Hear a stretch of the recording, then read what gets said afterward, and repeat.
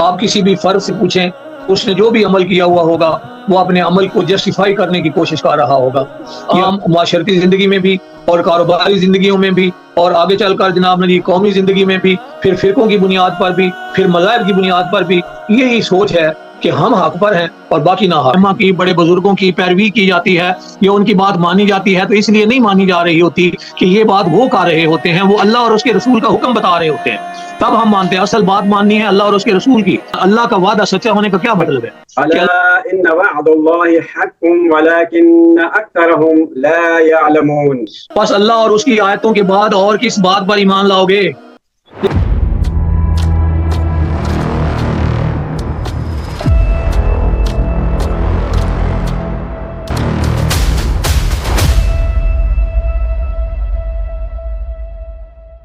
بسم اللہ الرحمن الرحیم۔ السلام علیکم، میں محمد یوسف بات کر رہا ہوں۔ آپ مجھے اور نظر ایاز خان صاحب کو یوٹیوب چینل پر دیکھ رہے ہیں۔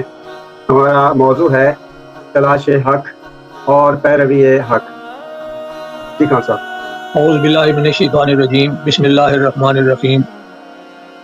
یہ بحث ہماری چل رہی ہے اور یہ ایک حقیقت ہے، ہر دور میں ہر انسان، ہر جماعت، ہر قوم یہ سمجھتی رہی ہے یا سمجھتی ہے کہ جو کچھ وہ کر رہے ہیں وہ حق ہے اور جو ہمارے مخالف ہیں وہ باطل پر ہیں۔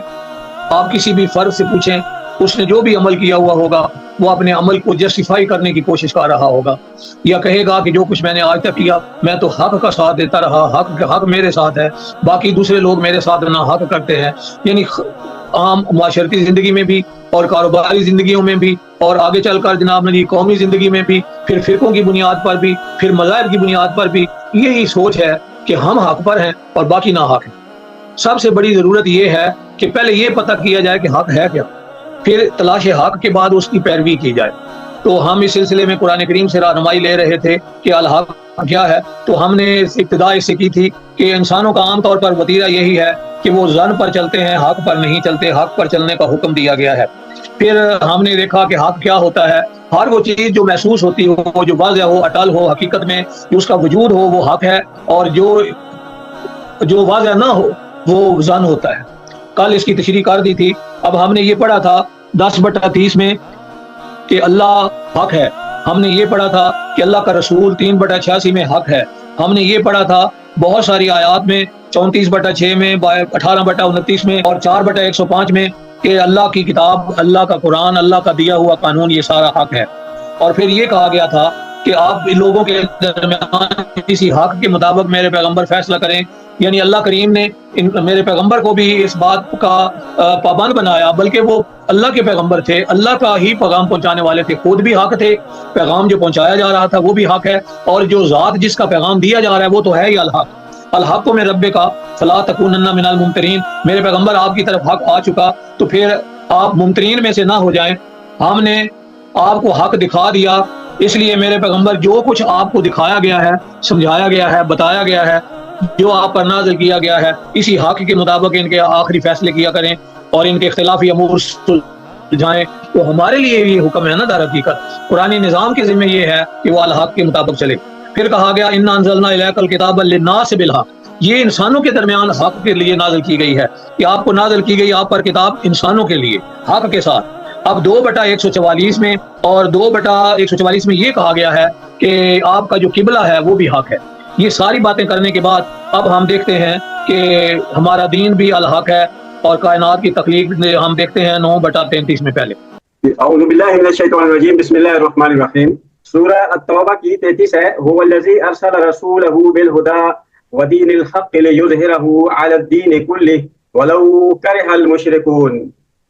جی، اس سے پہلے بھی دین الحق کی اصطلاح قرآن کریم نے استعمال کی ہے اسی سورت کی آیت نمبر 29 میں، کہ ہم نے ہر دور میں جو بھی پیغمبر بھیجے اور کہا کہ اللہ کے پیغام پر ایمان لاؤ اور اس حق کی پیروی کرو جو حق ہم نے آپ کو دیا ہے، یعنی وہ جو قوانین ہم نے دیے ہیں۔ تو یہ جو لوگ ہیں اللہ اور اس کے رسول کی حرام کردہ شے کو تو حرام نہیں جانتے، اپنے پاس سے من مانی تعویلات کر کے حلال حرام کے فیصلے کرنے بیٹھ جاتے ہیں، اور پھر اللہ کو چھوڑ کر اپنے عالموں اور درویشوں کو رب بنا لیتے ہیں، یعنی جو کچھ ان کے علماء ان کو کہتے ہیں ان کے مطابق چلنا شروع کر دیتے ہیں، چاہے وہ قرآن کے خلاف چلا رہے ہوں، سنت رسول صلی اللہ علیہ وسلم کے خلاف چلا رہے ہوں۔ اس کے حوالے سے بہت ساری احادیث مبارکہ پیش کی جا سکتی ہیں کہ کس طریقے سے پچھلی قوموں نے اپنے احبار اور رہبان کو اپنا خدا بنا لیا تھا۔ یاد رکھیں کہ امت مسلمہ میں اگر علماء کی، ائمہ کی، بڑے بزرگوں کی پیروی کی جاتی ہے یا ان کی بات مانی جاتی ہے تو اس لیے نہیں مانی جا رہی ہوتی کہ یہ بات وہ کر رہے ہوتے ہیں، وہ اللہ اور اس کے رسول کا حکم بتا رہے ہوتے ہیں، تب ہم مانتے ہیں۔ اصل بات ماننی ہے اللہ اور اس کے رسول کی، اور جو پہنچا رہا ہے وہ تو امانت کے طور پر پہنچا رہا ہے۔ اس کے بعد کہا گیا اس آیت کریمہ میں کہ وہ چاہتے ہیں کفار کہ اللہ کے نور کو اپنے منہ سے بجھا دیں، پھونکوں سے، اپنی کوششوں سے۔ اللہ تعالیٰ اس بات کا انکاری ہیں اس بات سے، مگر اس بات کا کہ اپنا نور وہ پورا کرے۔ کافر ناخوشی کیوں نہ ہوتے رہیں، آخرکار اللہ کی روشنی، اللہ کا نور، اللہ کی ہدایت ہی نے غالب آنا ہے۔ آگے اس آیت کریمہ میں جو ہم نے پڑھی، اس میں کہا گیا ہے کہ اس نے اپنے رسول کو ہدایت اور سچے دین کے ساتھ بھیجا، اپنی ہدایت بھی دی اور سچا دین، یعنی سچا دین ہی اللہ کی ہدایت ہے۔ اور کیا کس لیے بھیجا؟ تاکہ اس کے دو مفہوم ہیں، لِیُظْہِرَهُ عَلَى الدِّینِ کُلِّهِ، کہ یا تو اس دین کی پوری تعلیمات کر دے ہو جائے، اس کا یہ بھی مفہوم بعض مفسرین نے لیا ہے، اور بعض نے یہ مفہوم عام طور پر یہ لیا جاتا ہے کہ اسے اور تمام دوسرے مذاہب پر، دوسرے تمام ادیان پر اس کو غالب کر دے۔ اللہ کا دین الحق ہے۔ اسی طرح اللہ کے دین پر عمل کرنے سے جو اس کے نتائج نکلتے ہیں، جو کہا گیا کہ جو اس دین کو مانے گا، اس دین کے احکام پہ چلے گا، اللہ کے قانون کے مطابق چلے گا، جو مظاہر فطرت میں قوانین ہیں کائنات میں ان پہ چلے گا تو زندگی میں خیر و فلاح پائے گا، کامیاب ہوگا، کامران ہوگا، آخرکار جنت کا وارث ہوگا۔ اور اگر دنیا میں اس نے اللہ کے قانون کا انکار کیا، پیغمبروں کی اطاعت سے انکار کیا، اپنے اب پیغمبر علیہ السلام کی رسالت سے انکار کیا، ختم نبوت سے منحرف ہوا، اور یہ اللہ کے پیغام کو چھوڑ کر کسی اور کے پیغام کی طرف متوجہ ہوا، تو وہ دنیا میں ذلیل و خوار ہوگا۔ اس کو کہتے ہیں قانون مکافات عمل۔ اس پر ایمان بڑا ضروری ہے۔ اللہ نے کہا ہے کہ میرے اس قانون کے وعدے سچے ہیں، میرے وعدے سچے ہیں۔ اللہ کا وعدہ سچا ہونے کا کیا مطلب ہے؟ کہ اللہ نے جن احکام پر جو نتائج رکھے ہیں وہ مرتب ہو کے رہتے ہیں۔ اللہ اپنے قوانین میں نہ تبدیلی کرتا ہے، نہ کوئی تبدیلی کر سکتا ہے، نہ قوانین خود بدلتے ہیں، جو رزلٹ لکھا ہوا ہے وہ نکل کے رہتا ہے۔ اس لیے اللہ کے قانون پر سختی سے عمل درآمد ہونا چاہیے۔ اس سلسلے میں 10/55 ہم ایک دفعہ دیکھ لیتے ہیں۔ بسم اللہ الرحمن الرحیم، سورہ یونس کی 55 ہے۔ الا ان للہ ما فی السماوات والارض الا ان وعد اللہ حق ولکن اکثرهم لا یعلمون۔ جی، آپ آگے پیچھے سے آپ کو سبات میں دیکھیں بتایا گیا ہے کہ جس بندے نے جو ذرا بار بھی ظلم کیا ہوگا اس کو اس کے ظلم کا بدلہ اس سے ضرور لیا جائے گا۔ زیادتی کرے گا کسی پر تو اس دنیا میں بھی اس کے ساتھ بدلہ ہو سکتا ہے، اور آخرت کا بدلہ تو ہے ہی ہے۔ اس کے بعد یہ کہا اس آیت کریمہ میں کہ یاد رکھو جتنی چیزیں آسمان اور زمین میں ہیں سب کی ملکیت اللہ کی ملکیت ہے، سب چیزیں اللہ کے لیے ہیں۔ یاد رکھو اللہ کا وعدہ سچا ہے۔ اللہ کا وعدہ سچا ہونے کا کیا مطلب ہے؟ کہ جو اس نے تم سے قانون کے ذریعے وعدے کر رکھے ہیں کہ اگر عمل کرو گے تو جنت ملے گی، اگر نہیں کرو گے تو جہنم کا ہدف بن جاؤ گے، جہنم میں ڈالے جاؤ گے۔ اللہ کے بتائے ہوئے طریقوں میں کامیابی اور غیروں کے طریقے میں ناکامی، سادہ سی بات ہے، یہ ہو کے رہنا ہے۔ اللہ کے وعدے حق ہیں، اللہ کے۔ اسی طرح ایک اور بات سمجھنے کی ہے، 64/3 میں بتایا گیا ہے خلق السماوات والارض بالحق۔ اللہ تعالیٰ نے آسمان اور زمین کو حق کے ساتھ پیدا کیا ہے۔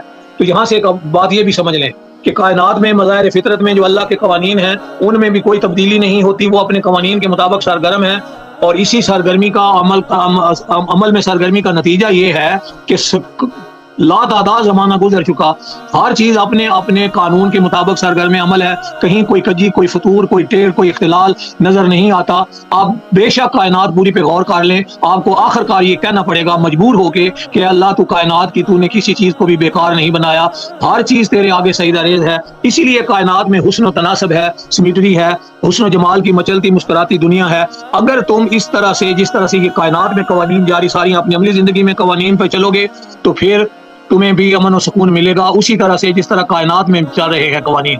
یہ اس کا مطلب ہے کہ خلق السماوات والارض بالحق، اس اللہ کے زمین و آسمان بھی بالحق ہے، اللہ کے وعدے بھی حق ہیں، اللہ کا دین بھی حق ہے۔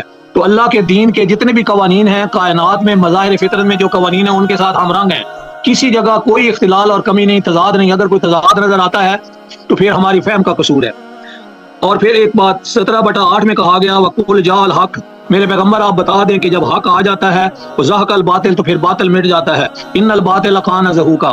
یہ ساری بات کرنے کے بعد کہی 23/71 میں کہ حق اگر کہیں ان کی خواہشات کے پیچھے چلنا شروع کر دے تو زمین آسمان اور اس کی ساری وہ چیز نظام ہے، ساری کائنات جو ہے، سارا کارواں جو ہے، اس کا نظام درہم برہم ہو جائے، دنیا میں فساد برپا ہو جائے اگر اللہ کے قوانین کی کہیں کوئی خلاف ورزی ہو تو۔ ان ساری باتوں کے جاننے کے بعد اب ہم 45/6 کو دیکھتے ہیں، اس کا مطالعہ کرتے ہیں کہ اس طرح ان قوانین میں جو حق ہیں عمل نہ کرنے کا نتیجہ کیا ہوتا ہے اور اللہ کریم اس کے بارے میں کیا فرما رہے ہیں۔ بسم اللہ الرحمن الرحیم، سورہ الجاثیہ کی 6 نمبر آیت ہے، تلک آیات اللہ نتلوها علیک بالحق فبأی حدیث بعد اللہ وآیاتہ یؤمنون۔ دیکھیں ان آیات کریمہ کو بڑے غور سے پڑھیں۔ اللہ کریم آپ سے پوچھ رہے ہیں، یہ ہیں اللہ کی آیات۔ کون سی آیات؟ جو ساری کائنات میں بھی کار فرما ہیں اور جو قرآن میں بھی ہم نے آپ کو دی ہیں۔ یہ ہیں ہمارے قوانین جو کائنات میں دے دیے ہیں، تو اور اس کے مطابق تمہیں عقل دے دی کہ خود دریافت کرو، اور اپنے پیغمبر کے ذریعے ہم نے تمہارے لیے قرآن کریم کی صورت میں یہ بھیج دی۔ یہ ہیں اللہ کی آیات جنہیں ہم آپ کو راستی سے حق کے ساتھ سنا رہے ہیں۔ بس اللہ اور اس کی آیتوں کے بعد اور کس بات پر ایمان لاؤ گے؟ دیکھیں اللہ کریم آپ سے پوچھ رہے ہیں فابے یہ حدیث بعد اللہ ہے، اور کون سی حدیث ہے اللہ کی حدیث کے بعد جس پر تم نے ایمان لانا ہے؟ آپ بتائیں، اللہ کو جواب دیں۔ اللہ کو آپ کہیں کہ ہم نے فلاں کی بات ماننی ہے، فلاں کی بات ماننی ہے، اللہ تمہاری بات نہیں ماننی۔ ہائے افسوس ان لوگوں پہ جو قرآن کی یہ آیات پڑھتے ہیں اور پھر باقی باتوں پر ایمان لے آتے ہیں قرآن کو چھوڑ کے۔ ویل اور افسوس ہے ہر جھوٹے گناہگار پر۔ اگلی آیت ہے، اور پھر کہا کہ یہ آیتیں اللہ کے سامنے، اللہ کی اپنے سامنے پڑھی جاتی ہیں، سنتے پھر بھی غرور کرتا ہے اور اس طرح سے اڑا دیتا ہے گویا اس نے کوئی سنا ہی نہیں ہے۔ تو پھر کہا میرے پیغمبر ان کو دردناک عذاب کی خبر پہنچا دو۔ یہ ہماری آیات میں سے کسی آیت کی خبر پا لیتا ہے تو اس کی ہنسی اڑاتا ہے۔ یہی لوگ ہیں جن کے لیے رسوائی ہے اور جہنم نے ان کو گھیرا ہوا ہے۔ کیا باتیں ہیں، کیا تنظیر ہے، کیا ڈراوا ہے، لیکن انسان ہے اس طرف آتا ہی نہیں ہے۔ مظاہر فطرت میں اللہ کے قوانین کو دیکھتے ہوئے بھی سمجھ نہیں آتی۔ اللہ کے قوانین پیغمبر علیہ السلام نے انتہا درجے کی تکالیف برداشت کر کے، طائف میں پتھر کھا کے، بدر و حنین میں دان شہید کروا کے، اپنے صحابہ کی پیاروں کی لاشیں دیکھ کر بھی انسانوں تک اللہ کا پیغام کما حقہ عمل سے پہنچایا۔ یہ اس بات پر ان ساری چیزوں کو نہیں دیکھتے کہ قرآن کے قوانین میں کتنی صداقت اور کتنی پائیداری ہے اور کس طرح یہ جنتی معاشرہ تشکیل دیتا ہے۔ آخری آیت ہم آج کے سبق کے حوالے سے پڑھتے ہیں 41/53 میں، جس میں اللہ کریم نے ہمیں وعدہ دیا ہے کہ انسانوں کو آخر کار ایک دن سمجھ آئے گی اللہ کا قانون کیا ہے۔ بسم اللہ الرحمن الرحیم، سورہ حامیم السجدہ کی 53 نمبر آیت ہے، سنوریہم آیاتنا فی الآفاق وفی انفسہم حتی یتبین لہم انہ الحق اولم یکف بربک انہ علی کل شیء شہید۔ عزیزان ایمان، اس آیت پہ اگر بندہ کلام کرنا چاہے تو لا تعداد قسم کا ٹائم چاہیے۔ کائنات کی ساری آیتوں کو کھول کھول کر آپ کے سامنے رکھا جائے، ساری سائنس، سارے علوم اس کے اندر سمٹے ہوئے ہیں، اور قرآن نے جو بھی بیان کیا وہ بھی سمٹا ہوا آپ کے سامنے ہے۔ پچھلے تمام انبیاء کی تعلیمات کا خلاصہ ہے سارا یہ۔ عنقریب پکی بات ہے، جہاں سین آ جاتا ہے وہاں تاکید ہو جاتی ہے، پکی بات ہے، ٹھوس بات ہے، حقیقت ہے یہ کہ ہم انہیں اپنی نشانیاں دکھاتے جائیں گے۔ اس میں آفاق عالم میں بھی نئی سے نئے انکشافات، علم و فکر کی تجلیاں اس کی پیشانی سے جھلکتی ہوئی نظر آئیں گی۔ انسان آگے سے آگے چلتا جائے گا، زمین کے دبے خزانے کے اس سے اگلتے جائیں گے، خود ان کی اپنی ذات میں بھی، یہاں تک کہ ان پر کھل جائے گا کہ حق کیا ہے، ان پر کھل جائے گا، ان پر روشن ہو جائے گا کہ حق کیا ہے۔ اور کیا آپ رب کی ہر چیز سے واقف اور آگاہ ہونا کافی نہیں ہے؟ اور کیا چاہتے ہو؟